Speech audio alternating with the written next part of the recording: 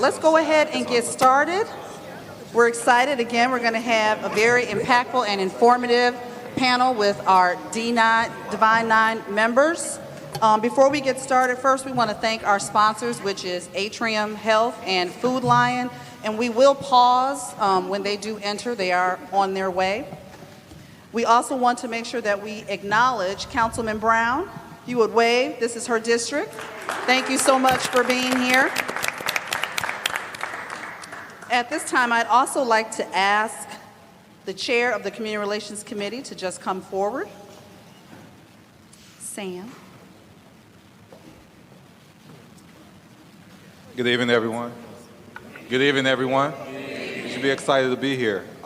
Thank you, Karen. My name is Sam Smith, Jr. I have the honor of leading the Charlotte Community Relations Committee, which is the committee that's part of the planning committee for this event this evening. First, I want to say it's amazing to see so many young people in this space. I think it's important that you all are hearing this conversation. I think it's important that you all are engaged from a lot of different levels, civically, in your community, and how you show up as a student. So thank you all for being here. Thank you, YMCA, for allowing us to be in your space and helping us to put this event together. But most importantly, I want to thank each of our panelists here, all of whom are students and with their respected organizations. They're here to lend their voice to you, and I hope you do take something from this conversation today back with you into your community and to your schools. So again, thank you all for being here. We look forward to a great conversation. Thank you, Sam. I would also like to make sure we take time to publicly thank Jamarian Young. If you would wave, he's the executive director here for the Stratford YMCA, along with his team who is in the back and who has set a lot of things up this evening. So to get us started, I'm going to introduce our facilitators, Chad Hewitt, who is a member of Alpha Phi Alpha Fraternity Incorporated, and Daryl Bonaparte, who is a member of Iota Phi Theta Fraternity Incorporated, and they will be moderating this evening's discussion. Gentlemen. Hey, we want to thank everybody for coming out today. Can you guys hear me? Yes, sir. Y'all hear us okay? All okay, right. We're going to be hyped today. We want to have some great energy because it's going to come from here, and we want it to come from you as well. Absolutely, absolutely. So I think we should start off something like this with the panelists introducing themselves, their organizations, their school, and their chapter. The chapter is the specific iteration of that organization at that school. So your name, organization, school, and chapter. Hello, everybody. My name is Taj Raleigh. I am a Spring 23 initiate of the Mu Tau chapter at UNC Charlotte. I've graduated, and I'm currently a part of the Beta Nu Lambda chapter in Charlotte. Hi, everyone. My name is Kendall Reagans, and I'm a senior at Johnson C. Smith University, and I'm a Fall 23 initiate into the Gamma Delta chapter of Alpha Kappa Alpha Sorority Incorporated. How's everybody doing? My name is Anthony Carter. I'm a Spring 23 initiate of the Zeta Delta chapter of Kappa Alpha Psi Fraternity Incorporated. I'm a recent graduate from UNC Charlotte, and I'm currently an analyst at Bank of America. Good evening, everyone. My name is Kenneth Colbert. I attend the Johnson C. Smith University. I am also a Spring 23 initiate of the Alpha Epsilon chapter of Kappa Alpha Psi Fraternity Incorporated. How y'all doing? My name is D. Carlos, Spring 23 initiate of Road chapter at Johnson C. Smith University.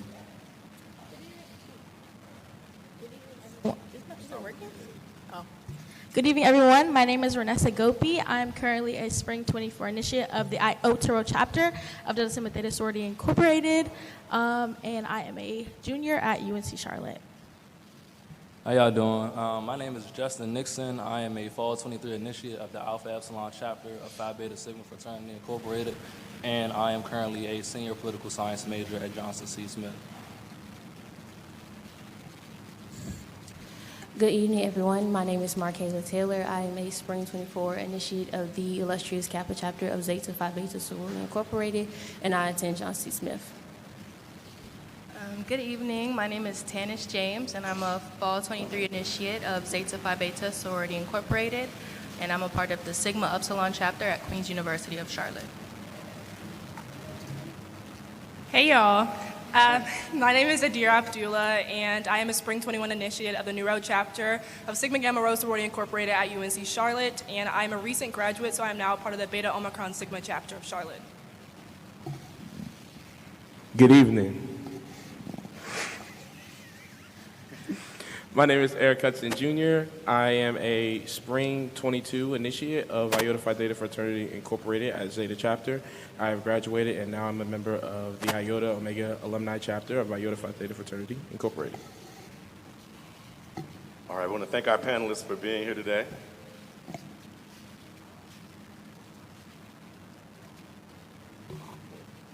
We're just going to take a pause for one moment, and he'll probably look at me like, oh my goodness, but we have a representative here from one of our sponsors, Atrium Health. So, Matt, if you could just wave, or if you would like to come up and say a few words, we'll give you that opportunity.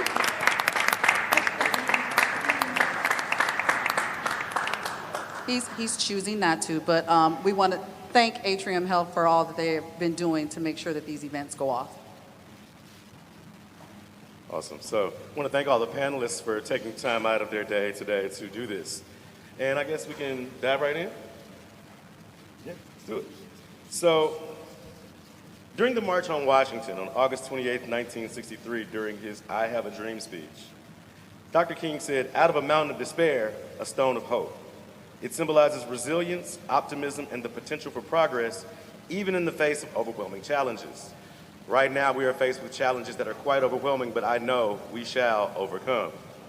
With that said, our first question, which will be answered initially by the representative from Alpha Phi Alpha Fraternity Incorporated, will be what aspects of Dr. King's legacy resonate most with you and why?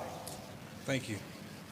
So I must say the aspects that resonate most with me would have to be nonviolence and a peaceful protest. So Dr. King's commitment to nonviolence and his approach to social change is honestly a timeless model for addressing injustice without perpetuating harm. I must also say that I admire his fight for equality and justice as it continues to inspire efforts to challenge systemic racism, and it promotes fairness in society today. So that's it.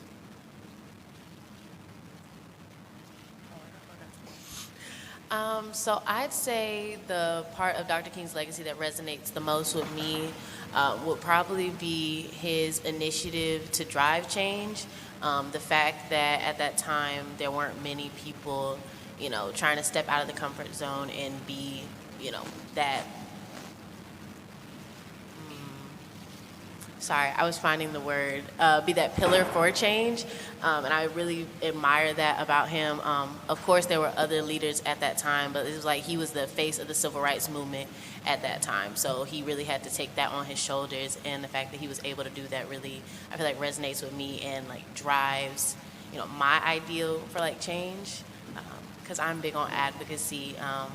Sorry, this is not important, but I'm the president of NAACP on my campus, so it's like that's something really big and important to me, so I really admire that about him.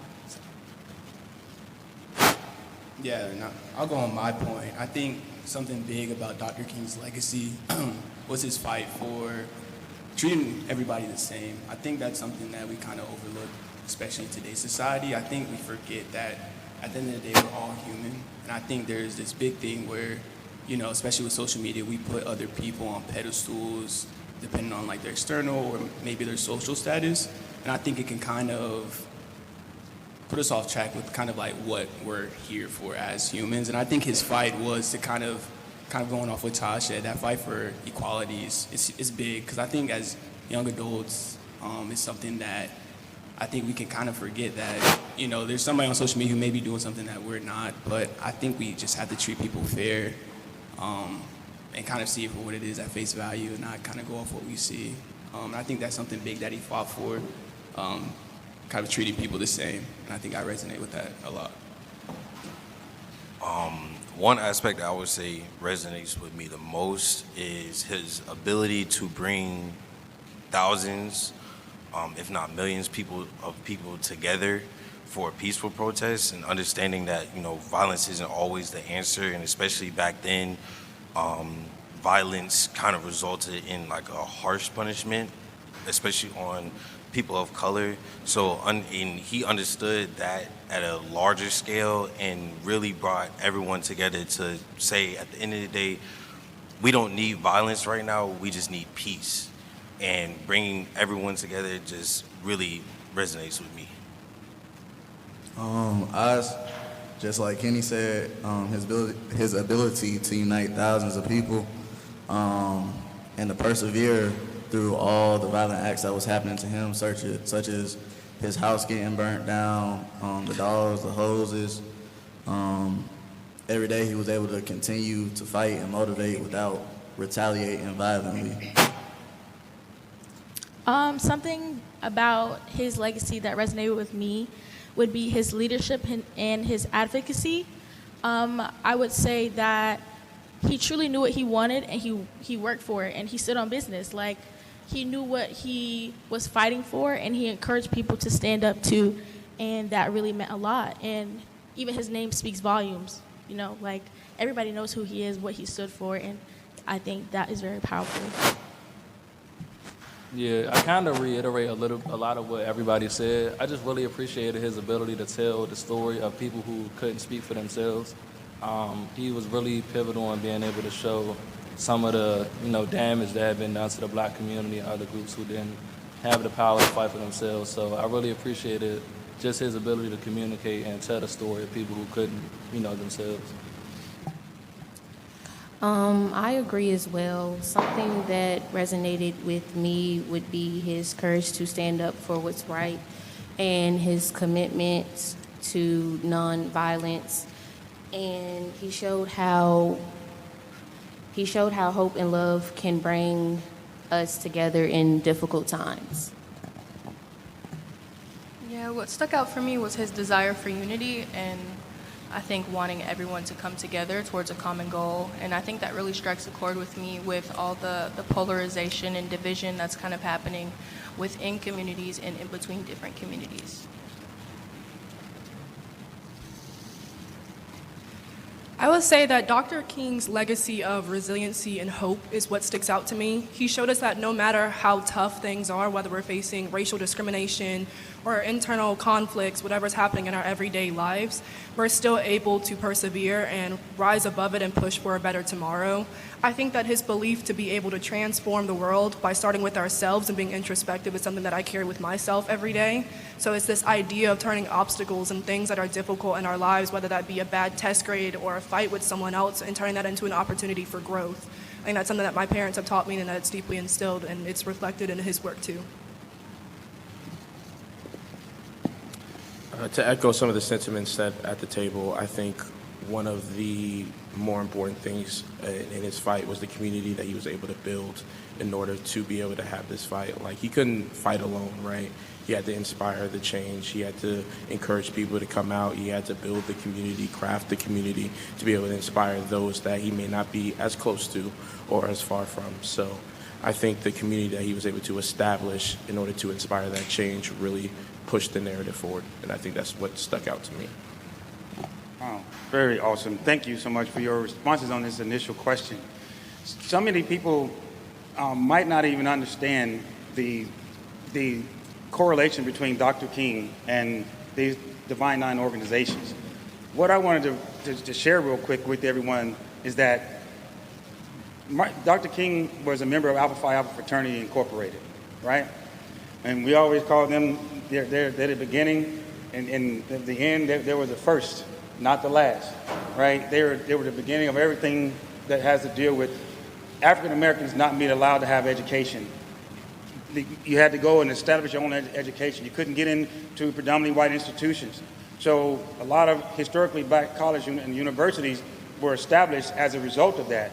And these organizations are the reason for that. My organization, Iota Phi Theta, was started as a result of and during the highest point of the civil rights in 1963, right after the I Have a Dream speech that was done in Washington, D.C., for example. But prior to Dr. King, these phenomenal organizations were established to make sure that African Americans had the opportunity and see through example about how important education is and what can be done and how strong we are as part of this country and the legacy of this country.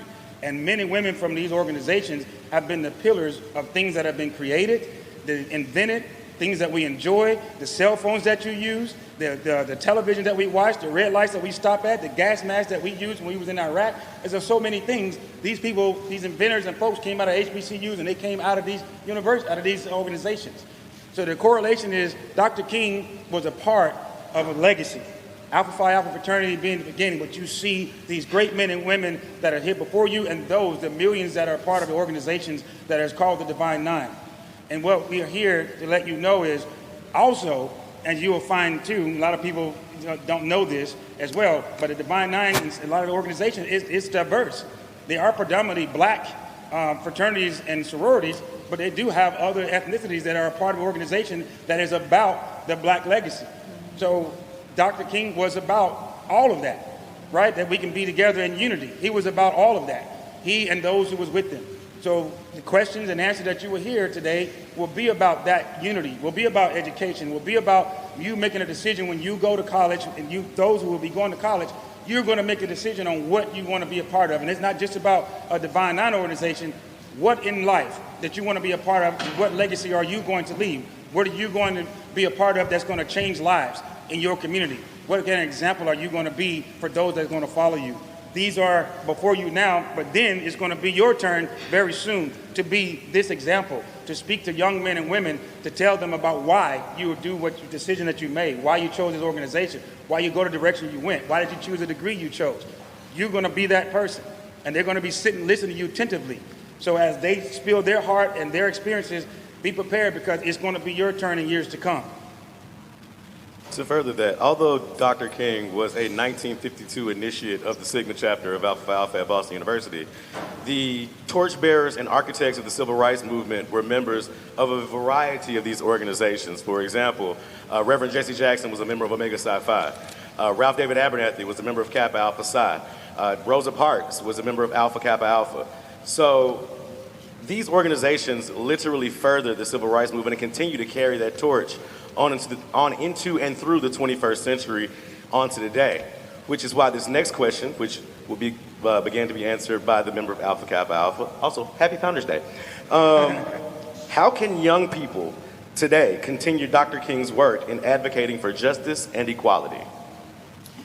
So I believe the first step to being able to advocate for anything is to stay informed and to make sure that you're aware of what's going on around you. I know like the news is boring, but like watch the news, like see what's going on around the world and not just like in your space, because even though you may not be aware of it, it still affects you. It might not affect you now, but it may affect you later on in life.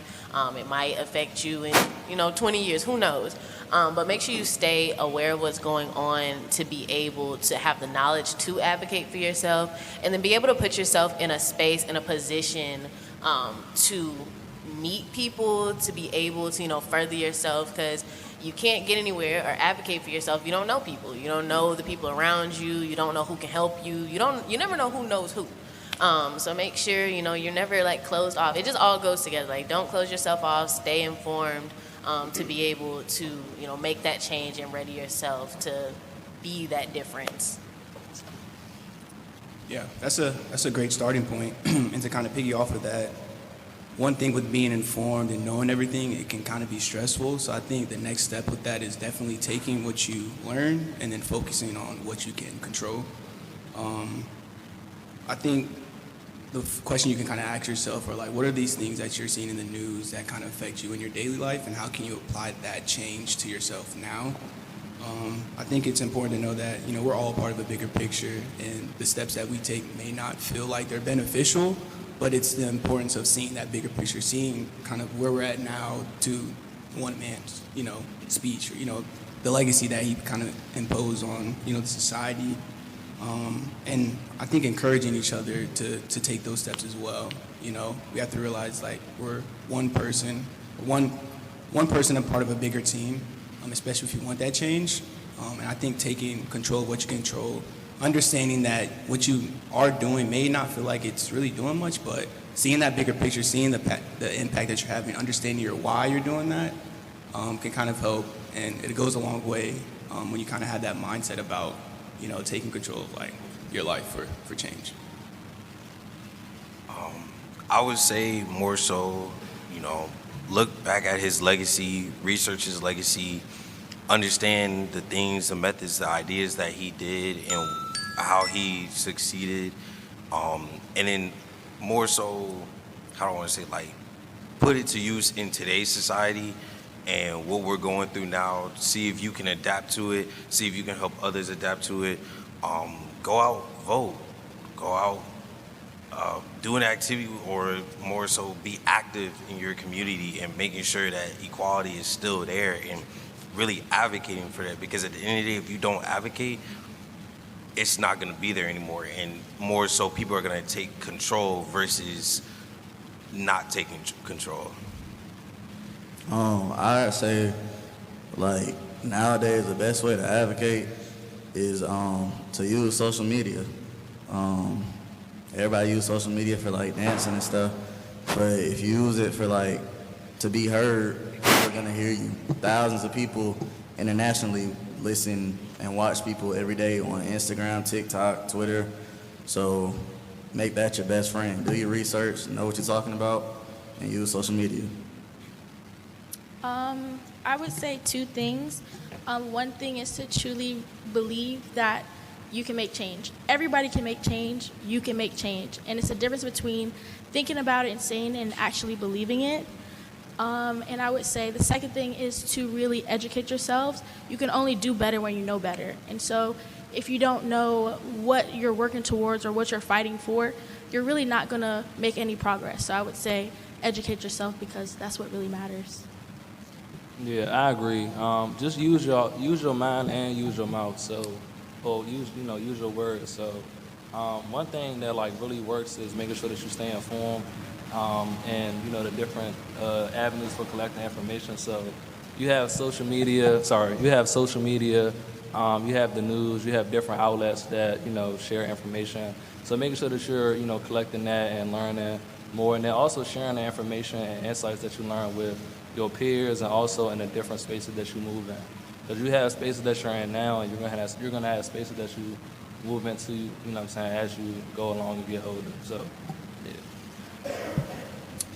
I agree. I think that the youth can stay informed about social issues and speaking out against injustices and organizing peaceful protests and using their voices on social media as well. And in order to do that, it's very important that we listen, learn, and work together for a positive change.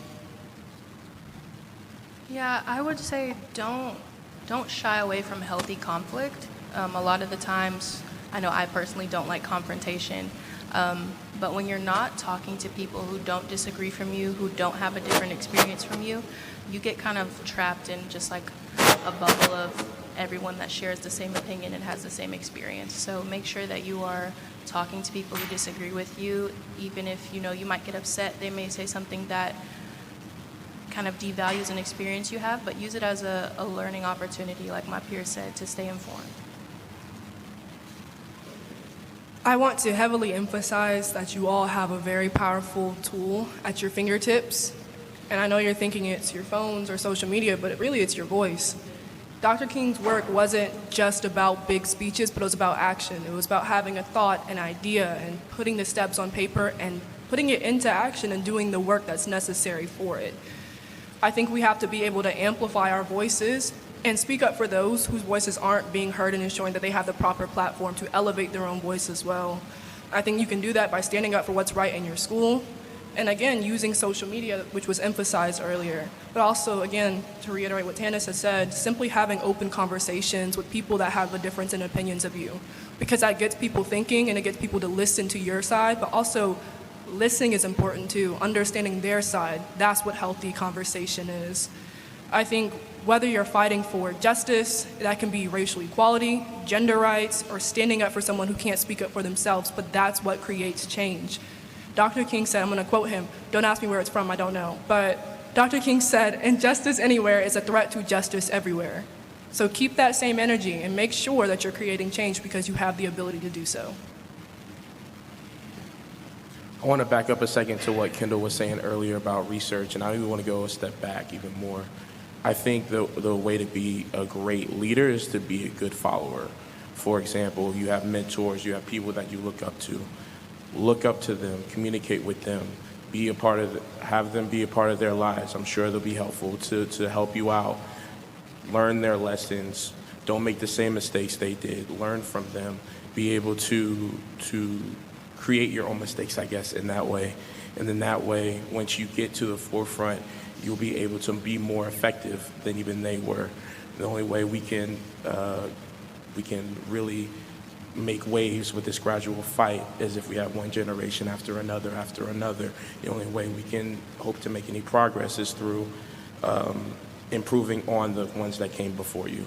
So I think the way to really improve upon what we have now is to listen to your follow your leaders, and then once you get up there, you'll be able to do better than they did. Yeah, so I'm just going to piggyback off of what he was saying. It's important that you first educate yourself. You can't advocate for something you don't know about.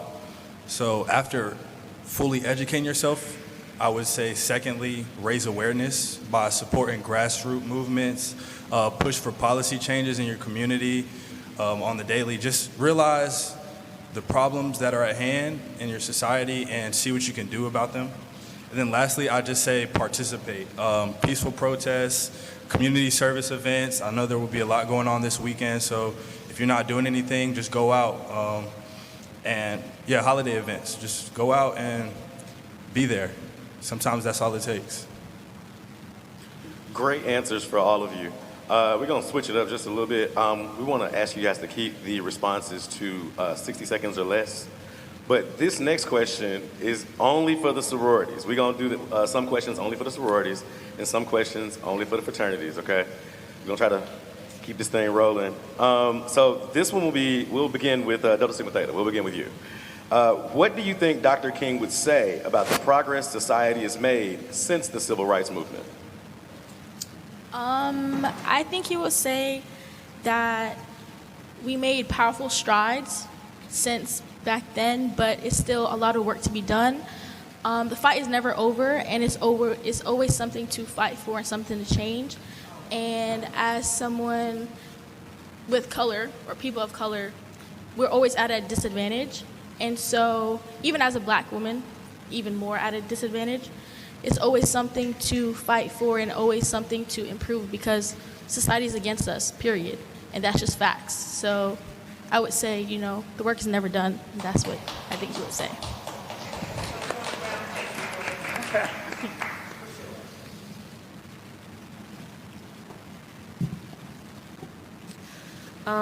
I would say the progress made from Dr. King would be as legal changes and more awareness, but he should also challenge us to address ongoing issues like racial inequality and poverty and the lack of opportunity that still affects many communities. I think he'd be proud of us for how far we've come, and he'd want us to continue striving. But I do think that he would be proud of the way that Black and African Americans show up for other people's struggles, and that we continue to use our voice not only to raise us up, but to lift up others as well. I think that's what he'd be proud of. To keep from being repetitive, I would just say that I wholeheartedly agree with the comments that have been made. I would like to emphasize that Dr. King's dream wasn't just about racial equality. I know that's a common misconception, but it was also about full justice for each and every group. It was for all people. Today we have leaders who represent us in ways that we are unfamiliar with and we're not used to them, but we still see inequality and struggles, and that's an issue. I think he would challenge us to keep working, keep pushing, and stop settling for good enough, because what's good enough for you is not good enough for the next person. I think he reminds us that the time is always right to do what's right. So I'd probably say the same thing as everyone else, that he'd be proud of where we are, and he would tell us to keep fighting the good fight, and keep putting ourselves out there to be that change in the world, and never settle. Don't just settle for less, or like you said, good enough. But he would definitely be proud of how far we come. So you just said, be the change you want to see in the world. That's a paraphrase of Gandhi's phrase that says, be the change you want to see in the world. And that goes right into our next question. which is for the fraternities. We're going to start with Kappa Alpha Psi with this question. Dr. King's civil rights movement strategies were influenced by Gandhi's strategies of nonviolence in India. Dr. King emphasized nonviolence as a strategy for change. How do you see nonviolence being practiced today or challenged today? Yeah, it's a great question. I'll start off. I think things like this, like conversations like this, while they're not really I wouldn't say it's really like we're really talking about anything, but I think planting the seed and having conversations like this is an aspect, I think, of nonviolence, where we're speaking to things that are important, hopefully planting the seed in others to kind of go out and make that fight for themselves. I think social media influence has a large role in that as well. I think you can see just like within recent news over the years, there's these large gatherings that are able to kind of happen because of social media. Like we see these things happening in front of us. I think kind of dating back like George Floyd, all the things that have kind of happened in our society, there have been these healthy protests that kind of come together to kind of advocate for the wrongdoings in our world with the hope of it not being violent, but things can happen. But I think it's challenging in many ways. Kind of hard to speak to off the top of my head, but I think, yeah. I'll say this, probably looking within today's society, there's more so, it's not that we can't have a peaceful protest. I think it's more so that social media can sometimes influence those to have a more aggressive tactic than a more peaceful one. And I think realistically, like, we need to get away from that because, like anyone has heard before, violence doesn't bring anything good, realistically. It just brings nothing but bad. So realizing that and, getting through that, I think that's where it's mainly challenged and really due, especially in today's society, really due to social media because you have a lot of, a lot of brains thinking multiple stuff at the same time, and then there's people who want to find a peaceful tactic, and then there's those who want to find a more aggressive tactic. So we have to get past that aggressive tactic first. Once we get past that, that's when I feel like peace will reign regardless of anything. Like Kenny just said, I feel like there's more violent protests going on, such as with the George Floyd rebuttal. People were breaking in stores and stuff. But I think all of that has to come to an end. I think we need to look back at MLK, like Kenny just said, and continue the peace because uproar brings more uproar. It'll never bring peace like that. Yeah, I agree for the most part. I mean, and with the Black Lives Matter protests from a few years ago, and that still kind of go on to different degrees, that's a perfect display on the more positive side of of nonviolent demonstration.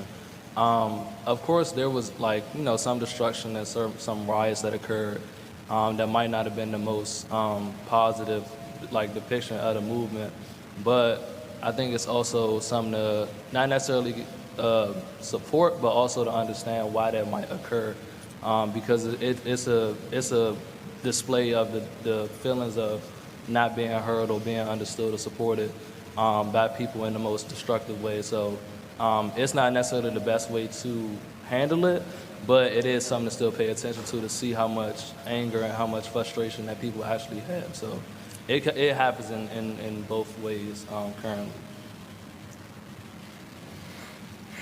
So many ways you can answer this question. I think I'm going to go with the different forms of nonviolent protests that have been rising ever since his speech and all the nonviolent protests that he was doing. Outside of social media, we can look at the rise of a lot of black small businesses that have been risen within the community to try to economically keep the money within the community and try to grow it as well. Between the black businesses, a lot of black artists are separating from the big Mongol labels and trying to push their way and start their side of the industry to speak on the black positive movements.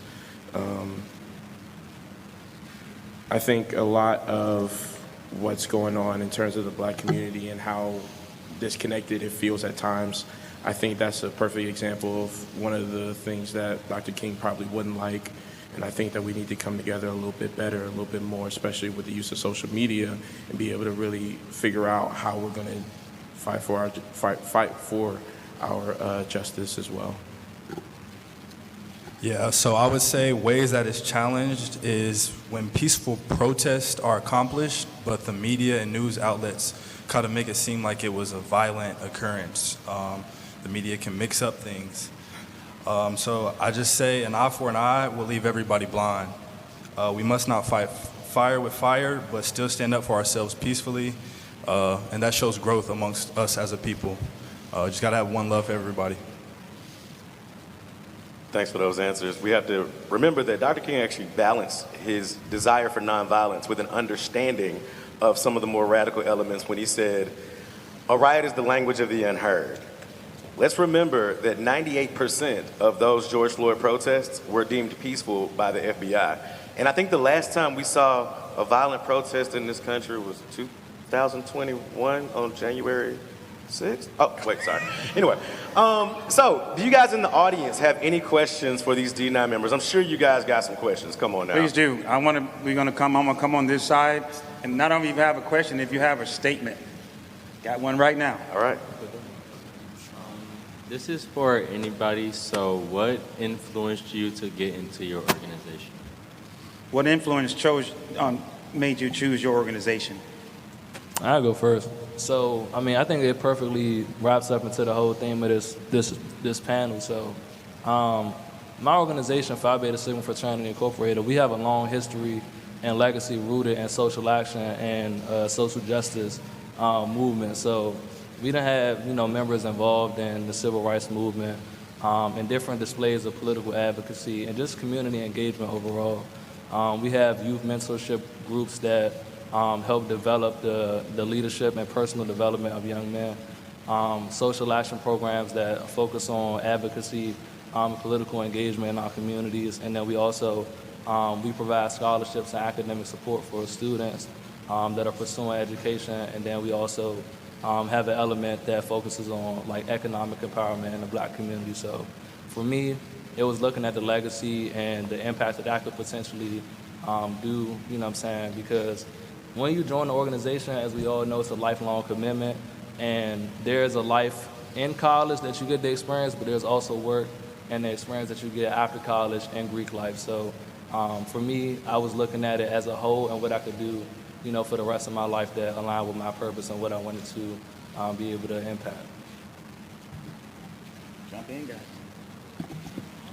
I'll share why I joined my organization. Growing up, my dad is a part of Iota Phi Theta Fraternity Incorporated. One of the things that he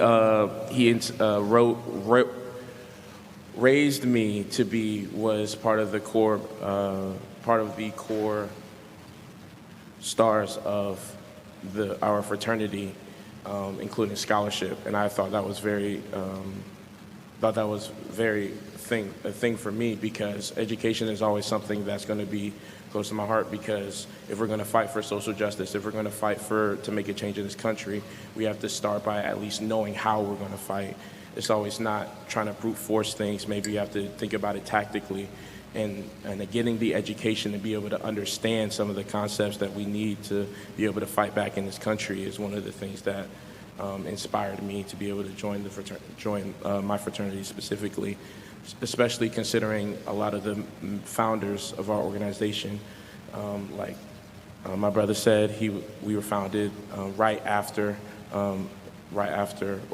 during the Civil Rights Movement in 1963. And so a lot of the things that we were founded on is a lot of things that resonated with me, and that's why I joined. Give me 3 more answers. I need 3 more people at least. Come on now. I know all y'all got answers, man. Come on. You had to answer this question at some point during your journey. I'm just going to be honest with you. Okay, so I can go.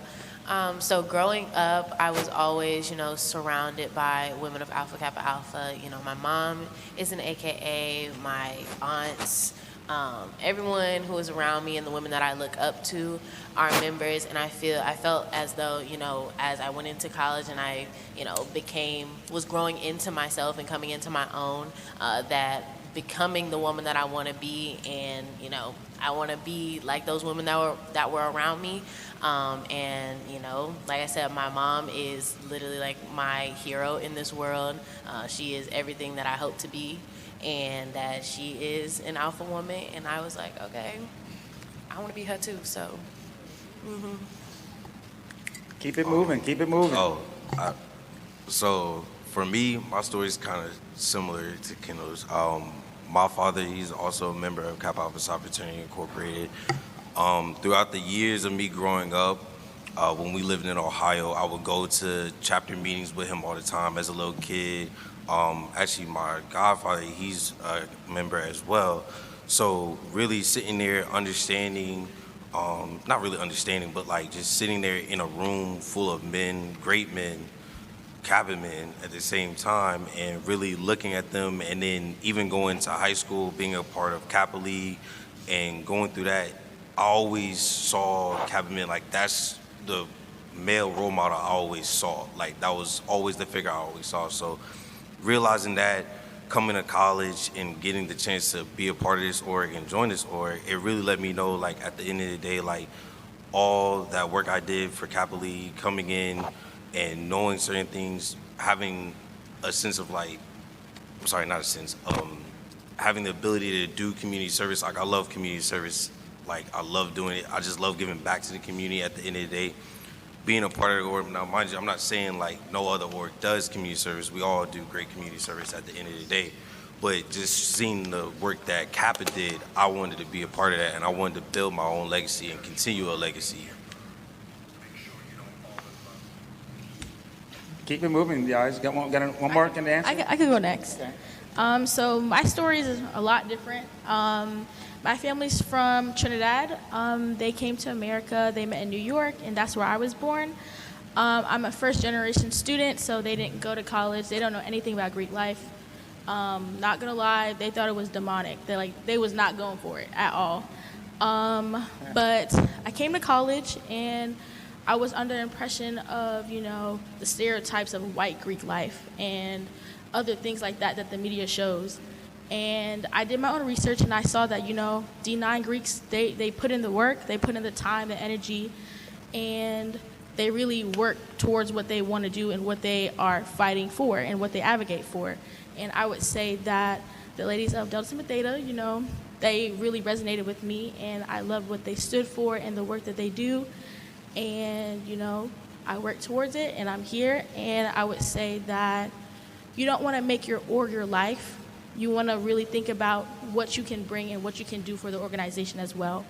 And, it comes with coming into with leadership and everything that you can to align with what your org stands for. And so, yeah.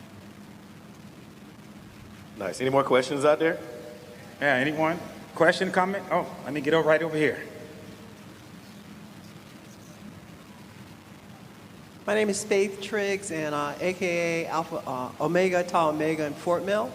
My question to each of you is, as a young leader, what are one or two issues over the next decade that the Black community should be concerned with and fighting for? That's a great question. Everyone heard that good question? Okay.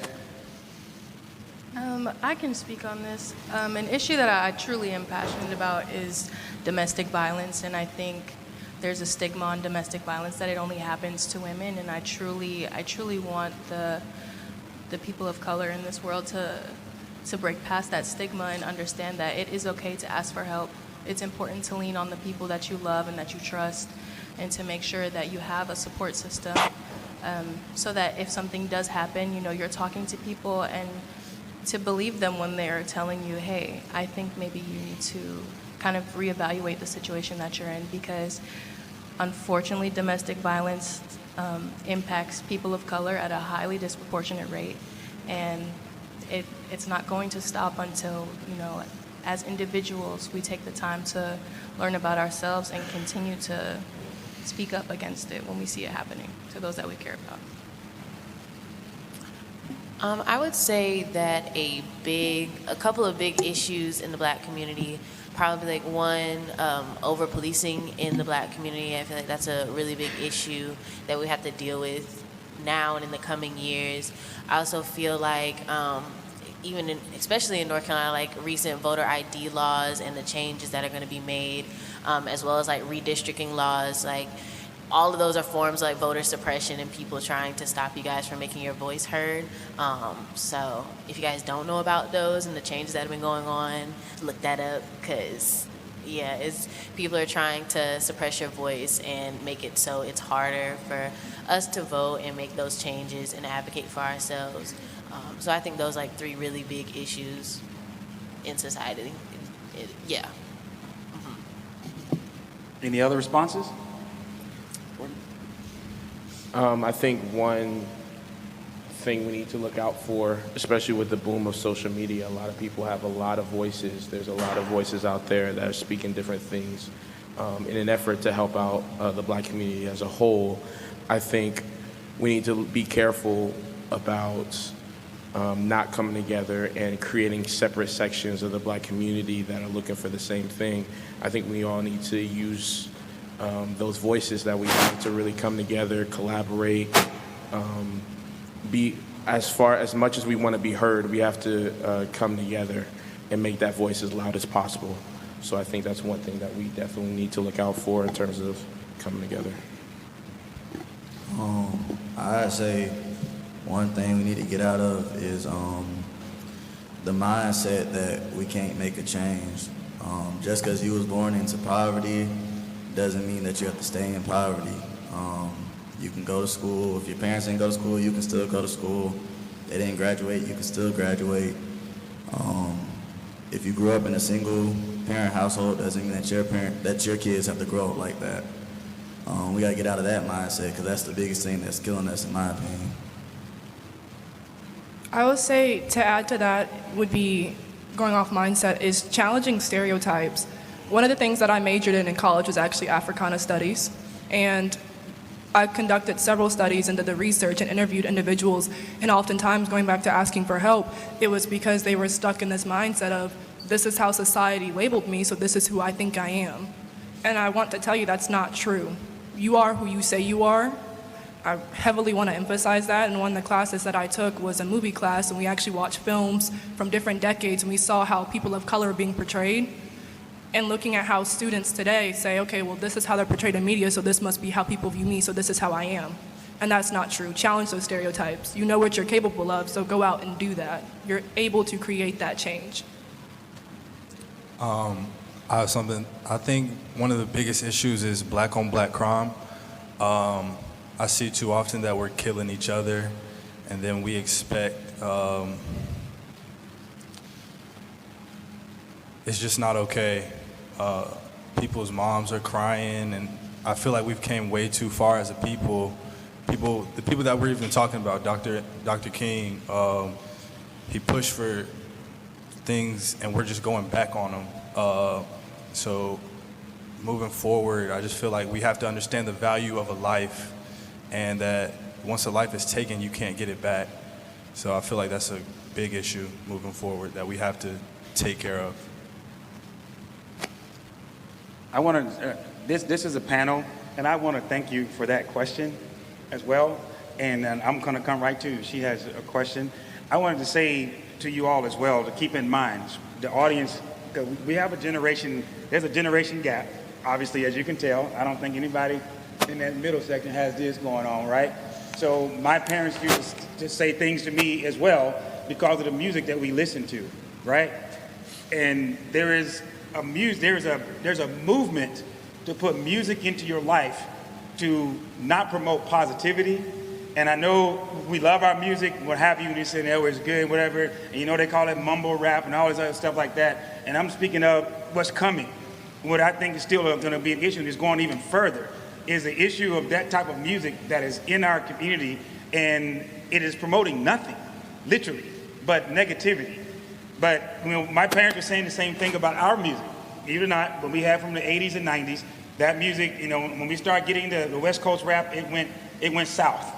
And it was giving us a whole other vibe about violence and what it was about. And so we had those industries starting to promote that. They're promoting it now, and it's been going on for years. So she was saying in the next decade, that's still going on, and I'm seeing a trend where they're not trying to change, and they're trying to bring positivity and let them sing to us and make music to us to make you start thinking, to make you start loving each other. They're not doing that music, or they're not promoting that. So the independent artists are doing it, but you don't get to hear them. So that thing is a real problem because that music gets into your soul, and a lot of people become the music that they're listening to. So the violence and the drug addiction and all the things that are going on and promoting being a single mother and it's okay, I don't need a man and the men don't care and don't respect, that's not a good thing, but it's promoted in the music. And I hear young men and women okay with it. And that's going on, and that seems like it's going to be going on for a long time unless our leaders that they're promoting it to change it. And wait, before we get to that next question, I think, Justin, you want to say something? My bad, I'm sorry. So I think one thing, I think sometimes we maybe place a little too much emphasis on okay, every individual has to do this thing better. Like, you have to do this better, you have to do this better, you're failing at this thing right here. That we don't take enough time to think about what is the overarching thing that's causing us to think like this or act like this. Because we're not just killing each other for no reason. Oftentimes we live in environments that are just filled with despair or lack of opportunity, like poverty. You're not necessarily groups of people are not just poor just because everybody is making bad decisions, or they're not smart enough, or they're not good enough to be able to make it out. So I think sometimes we need to make sure that we're educating ourselves on what is causing the issues, as opposed to just the issue is there, there's something wrong with you, you need to fix it, and it's your problem. To a degree, it is, aspects that you could maybe improve upon individually, but if you got millions of people that's having the same experience, we got to think about what systemically or what as a whole is causing these issues, because it's common issues affecting tens of millions of people at the same time. So poverty and violence are directly correlated, and education and poverty are also directly correlated. That's kind of what you're saying here. Yeah. Brother Chad? You got a question? He has one, and he has one behind her. Right here in the, yes. Miles, I believe. Hello, my name is Tanaya Kennedy, and it was more of a statement to what we were just talking about. I feel as though that as a society, we have to be comfortable with getting uncomfortable, because I feel like it's a stigma that we just stuck in one mindset. So yeah.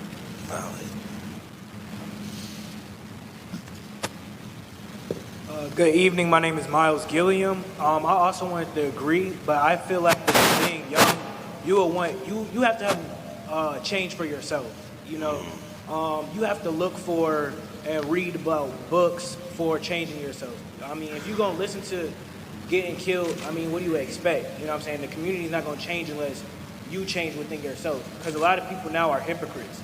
You feel me? We still going to go back to the car and bump 21 Savage in them. You feel me? And we just told y'all, change the world. You know what I'm saying?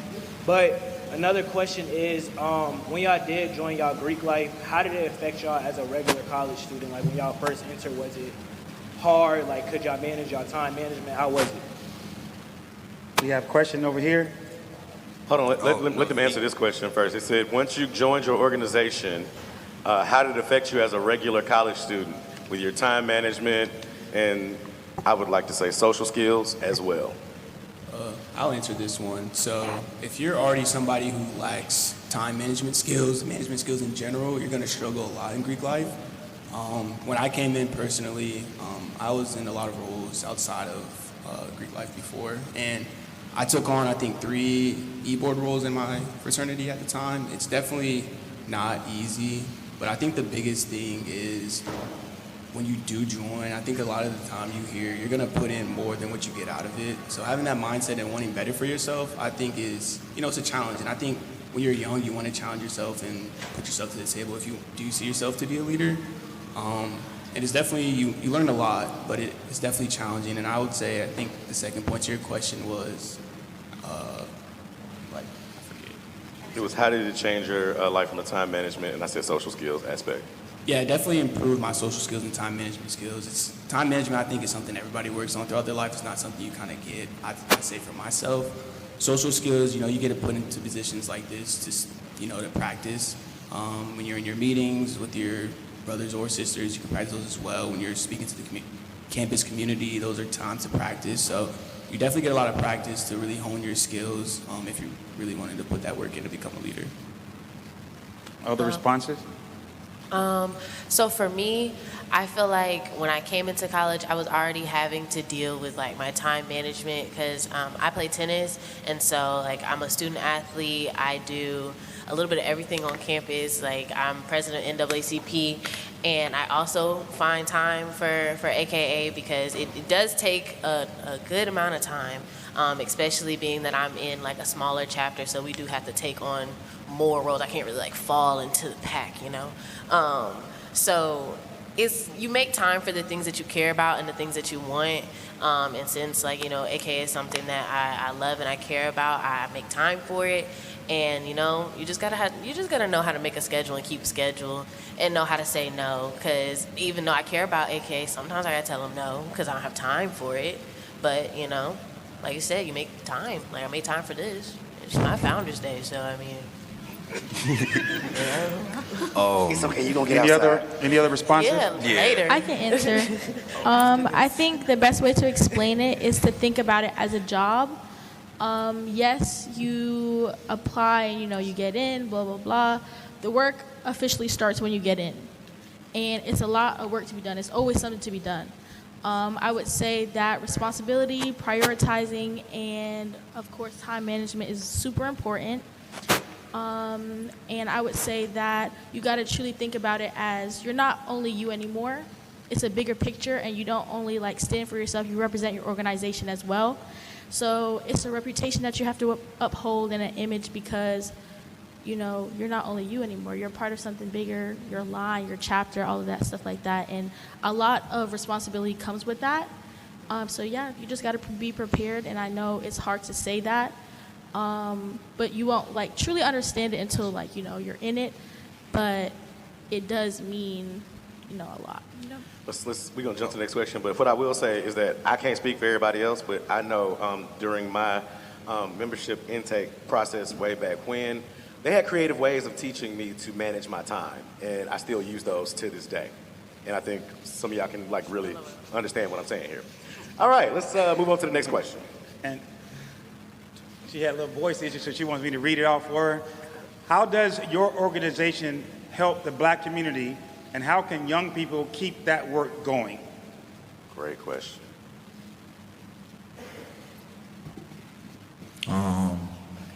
My organization helps the Black community.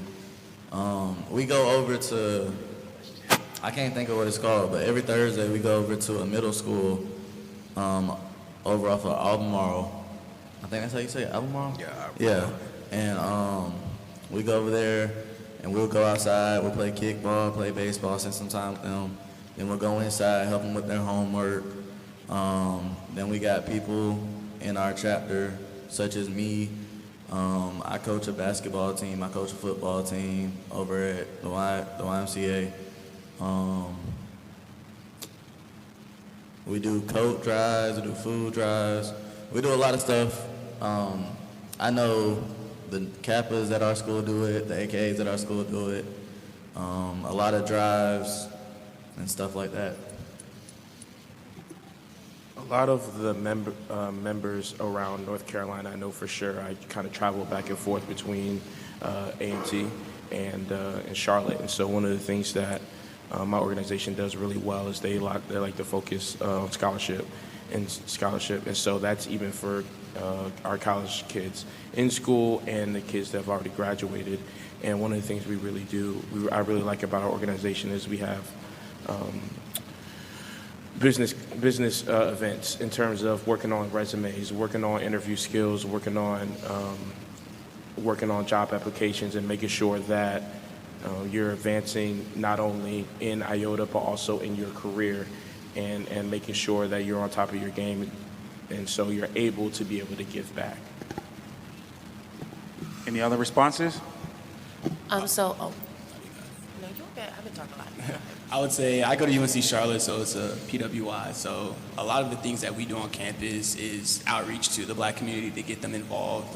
When you go to a school like that where there's, I think it's like there's like 8,000 black students out of 40,000 students is definitely intimidating, especially when you want to get involved, but you don't know how to. So a lot of our programs are to, get to the broader community to let them know, like, yeah, like we're here, like we can have fun and make some change around the campus. Yeah. All right, we're up for the next question. Next question is right here.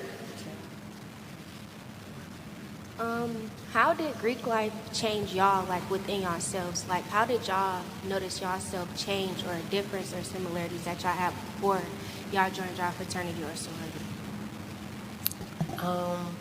I'll go first. I feel like, I don't want to say it sounds bad, but I feel like I've always been very altruistic. Like I've always done like community service. I've always been very talkative and social. Not wanting to say like AK hasn't changed who I am.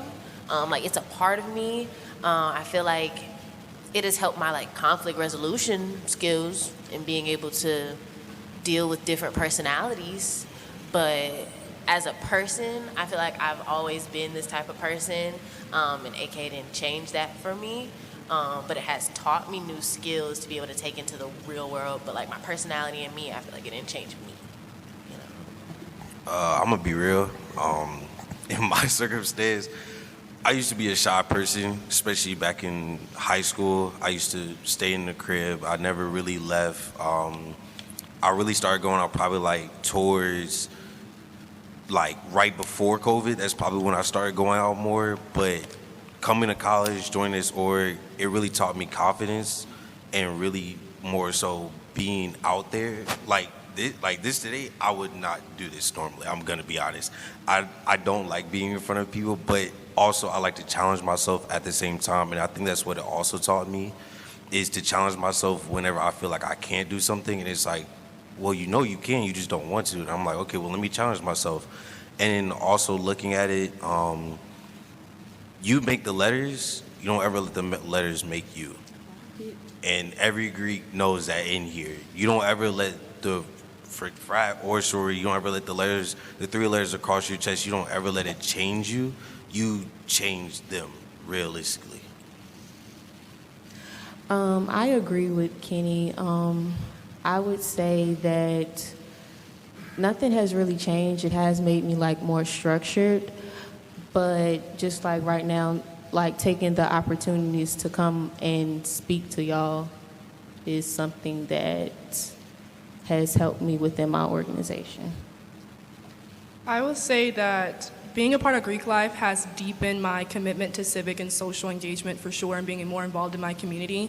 I also say that I have a very unique perspective with Greek life. What I mean by that is, I had local positions where I was a chapter president for years, but then I also had the privilege of having a regional position, being the highest ranking undergraduate in my region. And now, and while I was an undergraduate, I currently am the 2nd vice national president for NPHC. And so I'm heavily involved within Greek life, but it also helped me find my voice and being able to vocalize my thoughts and my commitment to something much greater than myself, and being able to work with youth, and being able to develop those connections and network with so many amazing organizations, each of the ones that are sitting up here today. So I would confidently say it helped me find my voice as a leader.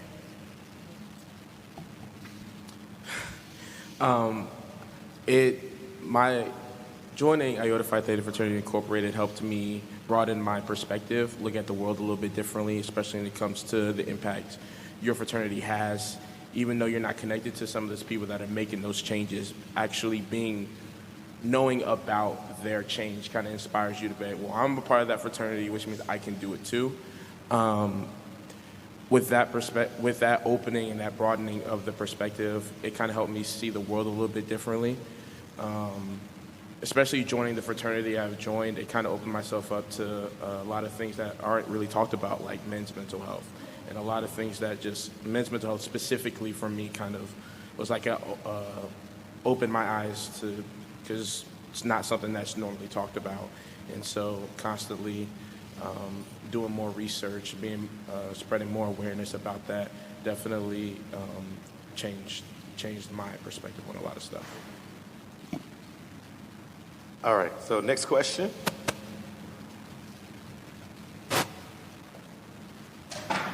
I've heard, can y'all hear me? Okay. I've heard like like a lot of personal experience and stories on what it's like to join Greek life, and especially like with my fraternities. And I know we talked a lot about today about how we need to like overcome systematic barriers and bad habits as a people. So do you feel like it's changed or like has it gotten any better? And if not, what can be challenged to make it better? Like, does that make sense? Ask that question one more time, please. Yeah. Y'all want to start from the beginning or? Okay. So I've heard like a lot of personal experiences of what it's like to join Greek life, especially like in my fraternities, like the challenges, like, you know. But I just wanted to know, has it gotten any better? And if not, like what can be challenged to make the process easier or like just easier to, yeah. She's referring Before we to get started, let me say that pledging has been banned by the NPHC since 1999. Since 1990. And Alpha Phi Fraternity Incorporated is a non-hazing organization, as are all the other We all are non-hazing organizations. organizations. All 9, yes. I'm going to let y'all answer the rest of the question. Yeah. Go from there. I think to speak on that, even looking at what's happening now, all the organizations are taking steps to make sure that nothing is happening to those who are wanting to become members. I know Zeta specifically, you know, we have our Finer Women Don't Haze initiative that we've had since 2016.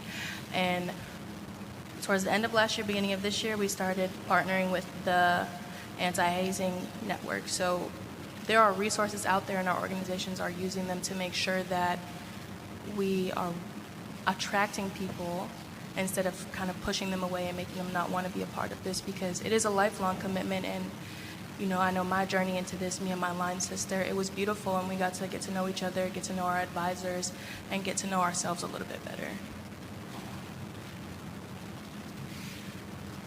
I can go next. To answer, I would say that on your end, each chapter is different. Like, of course, each organization is unique in itself, but each chapter is also unique and different in its own way. And I would say that it's up to you to learn and do your research to know what you stand for and what you want to involve yourself in. And yeah, you just gotta know what you want first and know what your opportunities are. I think one of the things that's helped that over the years is the spread of social media just itself.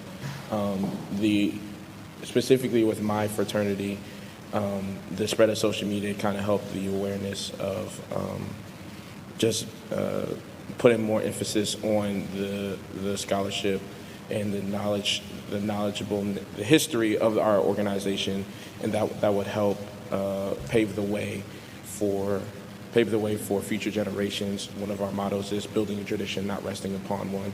In that sense, we are always pushing, always striving, always looking to make a change on campuses and in the communities. Any other responses? Okay, before we get back to the audience questions, I want to get back to Dr. King's legacy. So, we're going to start with the member of Omega Psi Phi for this question. How do Dr. King's teachings, such as nonviolence, equality, and justice for all, apply to addressing modern issues such as climate change, LGBTQ plus community rights, or economic equality? Dr. King's teachings on equality and interconnectedness are relevant to modern issues because as for his fights for equal rights that still today is going with the LGBT community, as you've seen since like 2015, 2016, it's been growing, and now we got stuff such as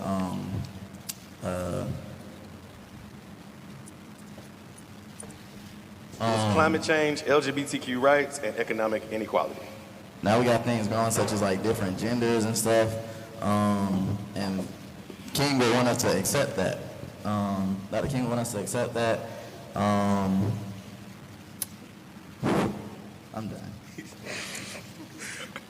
It's a wide range of issues. How do just all the modern issues, how would his teachings apply to modern issues today? I would say that one of his teachings is, is having your voice and making sure that you're heard. I know that he stood for certain things, and he didn't matter who was listening. He just knew that somebody out there was listening, and that it can influence one person, 100 people, or 1,000 people, and that's all that matters.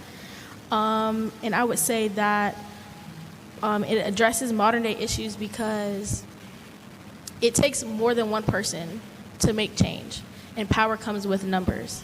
And so, yeah, that's my answer. Are we going in order? No. All right. Yeah, I'll go. I want to address, start with this. I have a dream speech where you refers to, I have a dream that all people are treated equally. And so that kind of hits on the LGBTQ community as well, in terms of just because you're different doesn't mean you're not human, doesn't mean I need to treat you any other way than like a regular human would. And so I also want to also harp on the economic improvement that we've made since his time, and how we've really grown as a community in terms of starting Black businesses and trying to put an emphasis on shopping at Black businesses, buying from Black businesses, and the growth of Black businesses overall, and being able to really just grow the economic status of the Black community, especially if you look at in Maryland, one of the richest Black communities in America, PG County. So I would say that his teachings apply to modern issues, because I feel like with the rise of like social media, I feel like our generation, and I'm pretty sure y'all are in the same generation as us, that like we're able to rally in large numbers, like a little farther than they would have been able to. So like even when people are like boycotting corporations or protest, like they send out a protest and they can get that to so many more people than like Dr. King was able to. And I feel like just being able to, like his teachings and being able to rally people for a cause, I feel like our generation does a really good job of being able to like get people in numbers and like make a cause well known, and to make a pretty good impact. Because I know when people were like boycotting Starbucks and things like that, be it if like you guys were boycotting Starbucks, like it was actually making a difference in like their like money, like their sales, and like it was being seen. So I really think like those teachings are like, it shows in how people deal with modern issues. Were you about to go, Adira? Sorry. I was. You go ahead. Are you sure? Got it. Okay. I was just going to say that Dr. King's teachings are pretty universal, where his message of love, equality, and justice can be applied to any fight. I think that, take climate change, for example, a common misconception is that it's just an environmental issue. It's just about pollution, which isn't correct. Who are the ones that are typically affected by this? It's the poor communities or people of color that often make up those poor communities that are affected most by pollution and climate disasters. And then take the LGBTQIA+, for example. Rights and economic inequalities are things that we can be fighting for. Where we're fighting for one group, we're fighting for each and every person. We're fighting for all groups. And so I think Dr. King's philosophy reminds us that justice means fairness. It means equity for everyone, no matter who they are, where they come from, how much money they're making, or how they identify, or who they choose to love. Yeah, I feel like a lot of Dr. King's philosophy boils down to the golden rule that was instilled in a lot of us: treat others how you want to be treated. My response is more or less for the LGBTQ community situation. So I feel like hurting someone for their beliefs or reasoning only hurts yourself and the person that you are. So to each is their own. Yeah, that's my response to that. All right. Thank you for that response. We're going back to the audience. Can you guys raise your hands? Who had a question? I think a couple of y'all had questions at first. Okay, I'll start.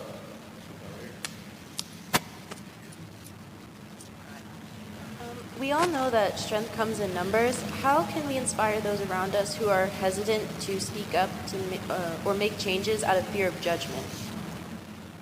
Wow.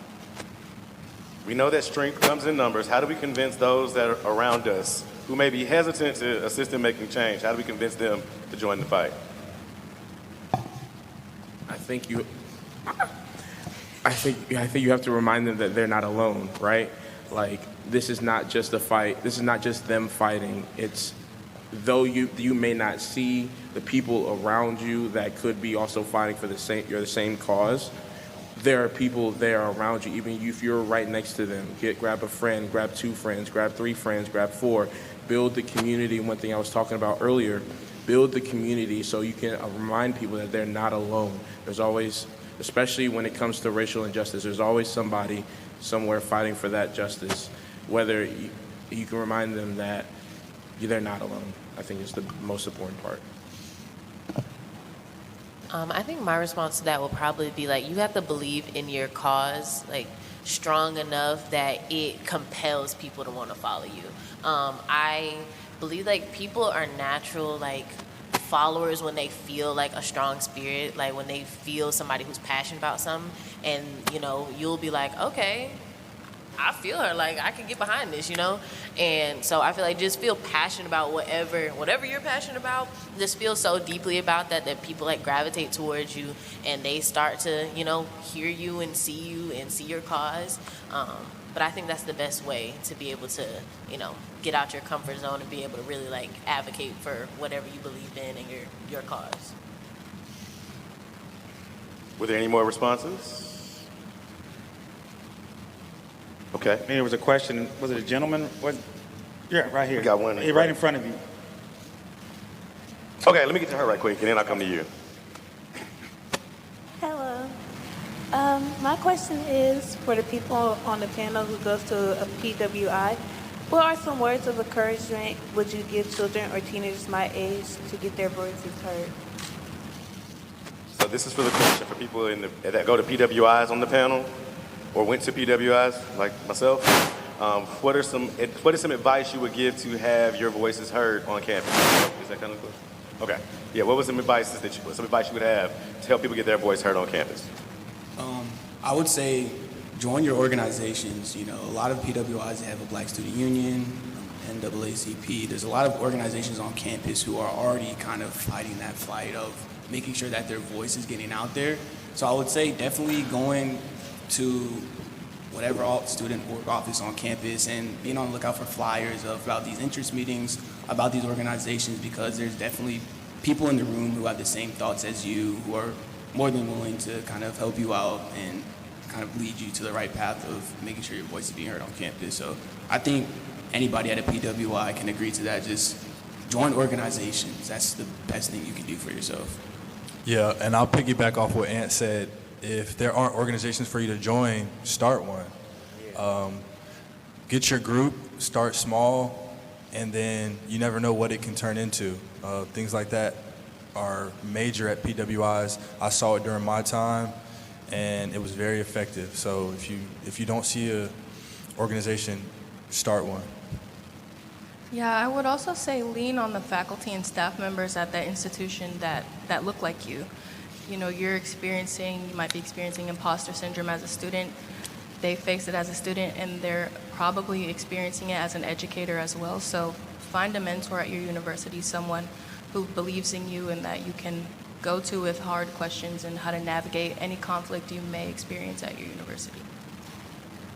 I would also say, no matter what, you got to be open and you got to speak your truth. Closed mouths don't get fed. Nobody knows what you're going through. Nobody knows how you're feeling, what you want, and essentially nobody cares. You have to care. So I would say open your mouth. Like you got to speak. You got to talk to people, and you have to make people want to care. That's my advice. Speak the truth, even if your voice shakes. Here's the next question, right here.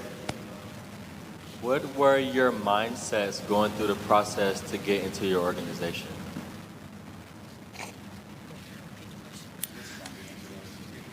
Can you repeat it? What was your mindset when you were going through the process of joining your organization? I personally was recalling all of my teamwork skills that I've learned throughout the years. My intake process, I joined with 2 other brothers, and I grew up with 2 sisters, so it was a bit different for me. And so one of the things that helped me throughout my process was it's not just me. It's a group of us. And so being able to, that was one of the things where I had to start my communication skills process off, trying to improve that because, again, it's not just me. I have to work as a group. It's a teamwork thing. And so you have to just keep communicating, keep making sure that everybody's on track, keep making sure that everybody's on the same page. So that would be my answer to that question. Yeah, I would say when you're joining these orgs, you're joining with a goal in mind. You're not just joining it because why not? There's definitely a reason why you're wanting to be in there. So I think one of the biggest things that were kind of reiterated to me is remember your why. Don't forget it. Don't forget who you are before because it's definitely, you're open to a lot of experiences where you can, you might forget who you are. And I think that's the worst thing that you can possibly do when you are joining these organizations because it's something that is very noticeable on the outside looking in. So I think remembering your why, not forgetting who you are as a person because when you graduate, it's kind of like all the things, they don't forget, but it's like you don't want to leave out of college saying like, dang, I changed because of forgetting who you were as a person. I can go next. I would say my mindset was like darkness and storms don't last forever. And that goes with anything in general. Like, there's always a balance. What is good comes with bad, and vice versa. I would say you can't let the world change you. You have to be who you are deep down, inside and out. And it's going to be people that don't agree with your choices. It's going to be people that is just preying on your downfall. They don't want to see you win. And so if you want it, you got to want it bad enough. You just got to see it through. You got to see it through because that's what you want for you. Good answer, good answer. We got about 10 more minutes left, guys, so we're going to get these questions in. Hold on. My question was what makes your but your fraternity and your sorority unique from others? What makes your fraternity or sorority unique from the others? Well, I can go first. How did we know? Because my sorority was founded first. We're the first Black Greek sorority. And, my founders saw something and they wanted to make a change. So, yeah, that's what makes us unique. And, Well, I could go next. Really?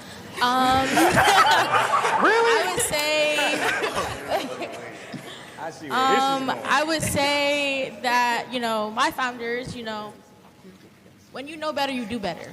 And so if no shade, no tea. Who asked this question? They try to start a war. You gonna say that and then say no shade, no tea? It's actually my founders. It's the truth. I'm sorry to say. I rep my letters. But yeah, I would say my organization is unique because, we stand on business. And that's just what it is. Oh, sorry. I'm gonna go next.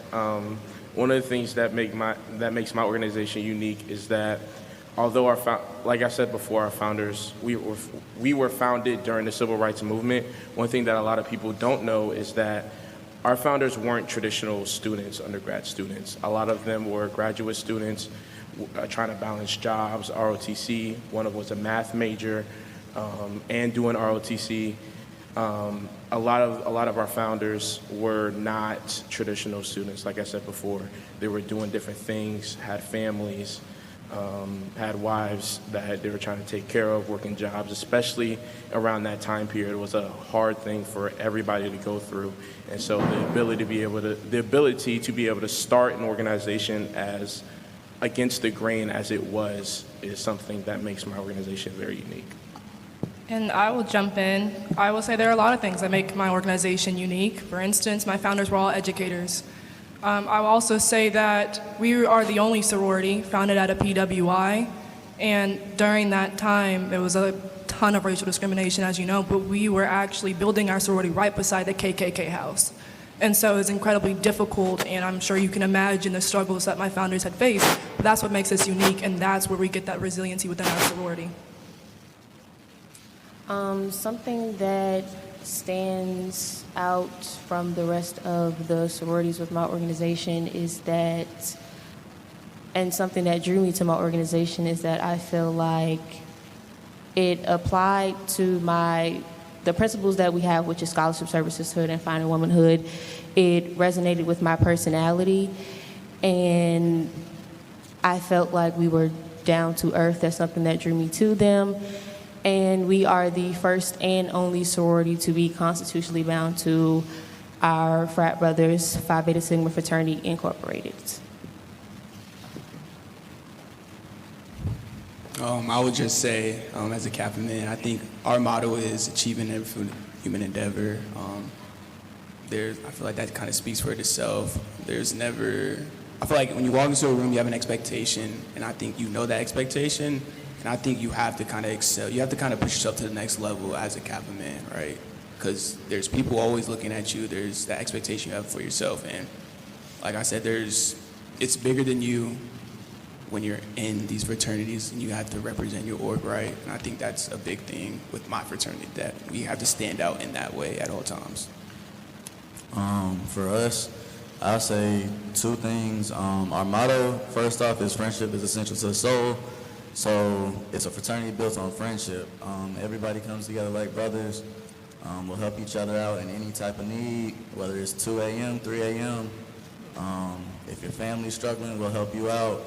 And our other thing is our cardinal principles. Our first cardinal principle is manhood. Manhood, scholarship, perseverance, uplift. So as far as manhood goes, you already have to have manhood in order to come in the fraternity. But it'll teach you things like not being shy, speaking up for yourself if you don't do that already. Yeah.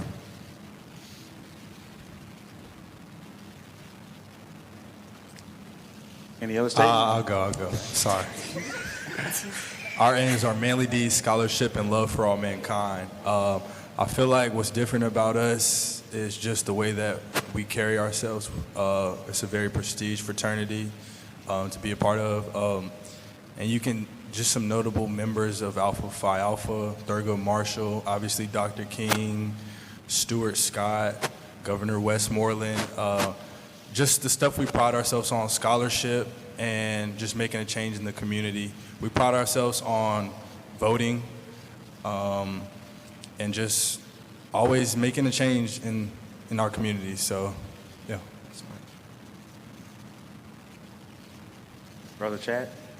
All right, next question right here. Being in these fraternities, like, what is like some of the community service that you guys do? What's some of the community service that you guys do? As far as us, we do blood drives every year. I'm not sure if y'all know this, but Charles R. Drew started blood transfusion, and he was a member of Omega Psi Phi. Like I said, we do give backs. One of my pro fights, he does a toy drive every December. He's been doing it for 6 years now. It's pretty successful. We have mandated programs that we do. So we have talent hunt programs. So we give out scholarships. So for high schoolers, we do a 1,000-word essay every year. It's usually due around February. And we pick out certain people who give them scholarship money if they're going to college and stuff like that. I wanted to say this before y'all started answering. Remember, as you answered this specific question, future members are listening. So as you're answering this question, know that you're inspiring future members with what you do in the community. And you all have national programs that you kind of have to do.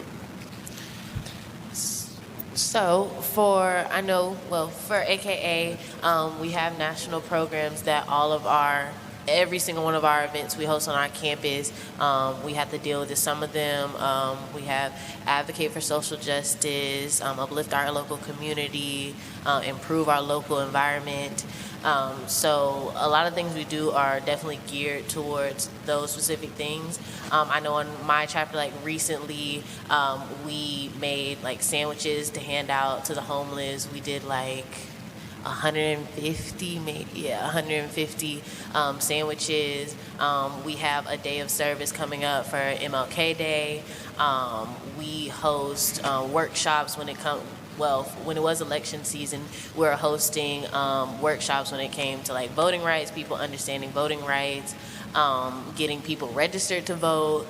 So we really just do a little bit of everything to be able to give back to our community. I mean, anything. I'm pretty sure for all of our organizations, we do about anything to be able to just give back to the community. If it's blood drives, toy drives, clothes drives, all that good stuff. So yeah, I think one of the things my fraternity does very much yearly is we have a drives in Maryland, I believe.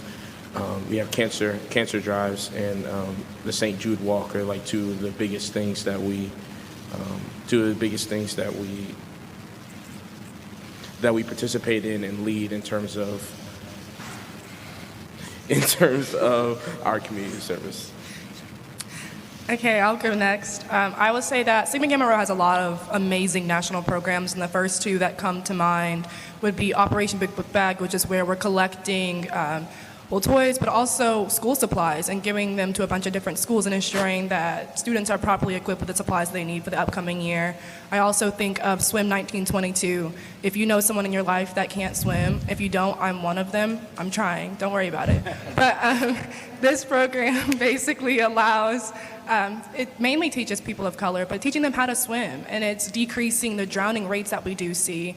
And then you greatly reminded me, my sorority, we were the only organization to donate $1 million to St. Jude. And so helping helping the hospitals and helping those children that are diagnosed with cancer and ensuring that they're able to get the medical attention that they need is something that my sorority was able to take part in, and it's absolutely amazing to be a part of that.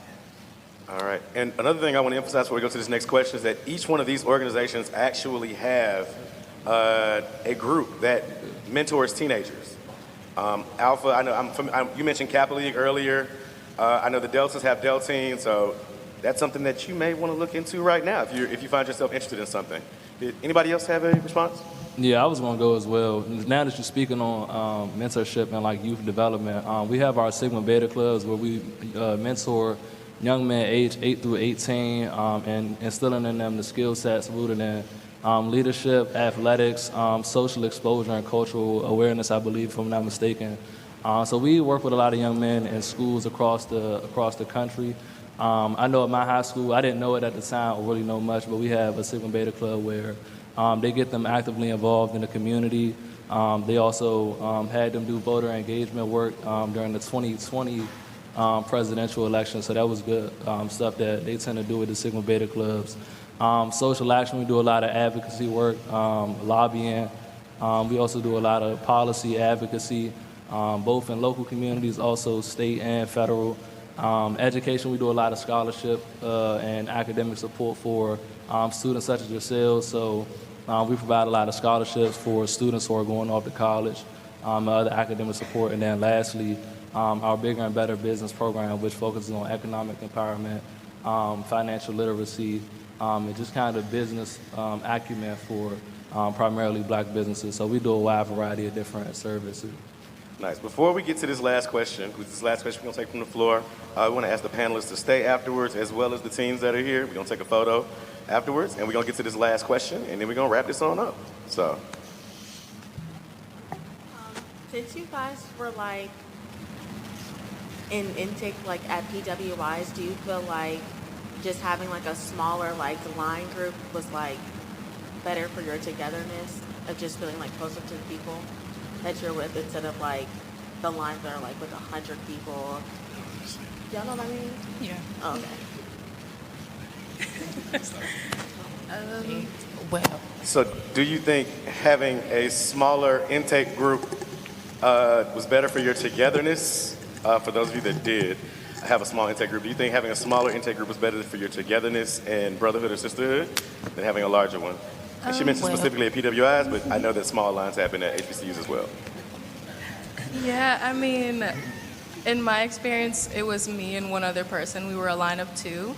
And at Queens, we actually just had a solo line come through in the fall, and I think either way, you're going to get to know each other, but definitely taking the time. We had more opportunities to get to know each other. And I think even our solo Jazzy sitting over there by herself, you know, she didn't have anyone coming through with her to get to know, but she had equal opportunities to get to know us and to get to know our graduate advisors. And so I think your journey is what you make of it, and if you're intentional about getting to know the people coming in with you, then you're going to get to know them.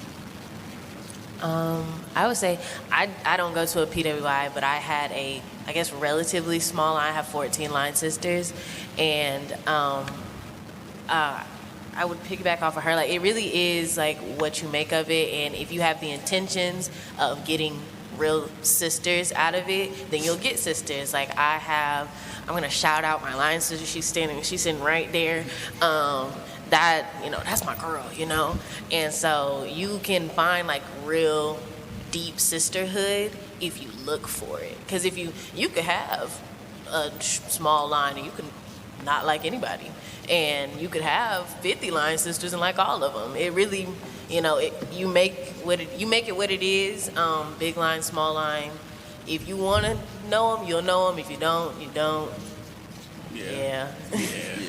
She's right. I would say, from my experience, I have 9 other LBs. Coming into it, most of them I only knew, I think, if I'm correct, I only knew 3 people. But when I first started, out of my line of 10 of us, so everyone else I really didn't know. So it gave me the chance to actually like bond with them and learn how they move, because you also got to think. That's 9 other brains I got to think about. That's 9 other egos I got to think about. So it's kind of like sooner or later, you're going to end up clashing sometimes, and that's fine. I mean, if you think about it, you fight with your siblings sometimes. At the end of the day, you either squash it or you don't. Most of the time, you're going to squash it because at the end of the day, it's all love. So it's kind of like looking at that and looking at my 9 other LBs. I could be mad at like 2 of them, but I'm still going to squash it at the end of the day because those are my LBs. We done went through the process together, times, this and that, but it's just more so, it just really depends. It's not more so like a number thing, it's just depending on how everyone moves with each other. Yeah, and I'll just say, I have 11 other line brothers. I love all my brothers to death. It's definitely what you make it, right? There's definitely those people who you might not even ever talk to that you came in with, and that's just the reality of it all. But it's really what you make it. And like I said, it's remembering your why, like why you're doing this. Like, you're joining it for that aspect of having that brotherhood and sisterhood, because the bond you make is really like for life with those people that you're coming in with. So it's what you make it. Like Kenny said, it's not a number thing. It's a people thing, I think. Yeah. As for me, it's 7 of us, and going into it day one, I knew not one person. I'd never seen them a day in my life. At the end of it, towards the middle of it, I could tell you everything about them. Like, I knew them down to the T. I knew their siblings' names, their parents' names. After we finished, when school was out, they came to Atlanta to come visit me, stay with my folks. I've been to their city, stayed with their folks. And it's not even just with your line, like, it's other lines. It's people that's in the fraternity as a whole. For instance, I'm 23. I'll say my best friend, he crossed in 22. He's on a whole different line, and me and him are tighter than anybody. So it's not just your line, it's anybody. The whole frat, the whole sorority in general. Yeah. I can give another perspective. I do go to a PWI, but my line was 32. So that's 31 different personalities, attitudes, all of that, and you got to learn each other. I will say to remember, this is a lifetime commitment. So you have your whole life to learn each other, love each other. Like, you have the rest of your life to do that. You don't want to rush anything, you know? I would say that I came into it not really knowing anybody either. But I would say it's truly beautiful coming into something and working towards something with strangers. And you have that type of bonding, you have that type of connection with them, and you really truly learn to love them like your sister, for real. So yeah, I think that it doesn't matter whether your line is short or small. It matters on your intentions and what you want. And it really matters what work and effort you put into it, because with my line being a lot more in numbers, it's harder to have everybody come in and connect and, bond because it's so many people. But if you have the effort and you care, it matters and it works out in the long run. All right, I think that's a good place to stop. We want to thank everybody for coming out to the panel today. We want to thank the panelists for being here. Y'all don't go nowhere, because we got to take a picture. Y'all know that we take a lot of pictures in the D9. Yeah. And all the teenagers as well. We want y'all to stay here so we can take a picture with you guys. And I'll hand it off. Thank you, thank you, thank you. Let's thank these panelists again. You all were amazing.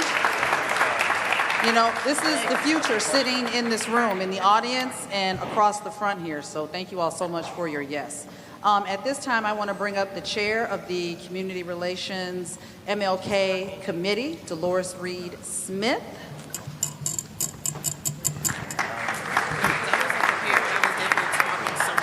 Thank you again to our wonderful panelists. I've been very, very proud just sitting listening to you. I see bright futures for you as far as leadership is concerned. And to the young people in the audience, I was just amazed at some of your questions and the depth of them. So we want to continue this weekend. Many of you I'll see Saturday at the Atrium Health Dr. Martin Luther King Jr. Holiday Parade. And we're inviting everyone to that. And also on Sunday, we'll have our national observance and our Charlotte-Mecklenburg Schools Arts and Writing Contest, and it'll be at Farr Theater on the campus of Central Piedmont Community College at 3:00 p.m. on Sunday. So we're inviting you to that as well. And then on Saturday, we also, at an amazing high school in the city, West Charlotte High, we'll be hosting a peace basketball showcase. And that will start at 10:30 a.m. at West Charlotte. So we're inviting you to all of the remaining activities that we have, and to all of the participants, especially to our sponsors. I see Patrick has come in, who also represents Atrium Health. Are any of our other sponsors here? Okay, I'm going to introduce you to some amazing people, and we're going to go. Will all members of the Dr. Martin Luther King Jr. Holiday Planning Committee wave so that they'll know that you're in the building? Now to all of the members of the Community Relations Committee, if you'll wave so that they'll know you're in the building. And finally, last but not least, to all those members of the Community Relations Department for the City of Charlotte, if you'll wave. Thank you all so much for your participation, and we look to see you at one of our other events. Thank you. That does conclude the D9 panel for this year. Again, we would just ask that the teens remain there. You will have a picture with our leadership, and if the panel can stay where you're at. John, wave your hand. He's going to get some photos. Thank you.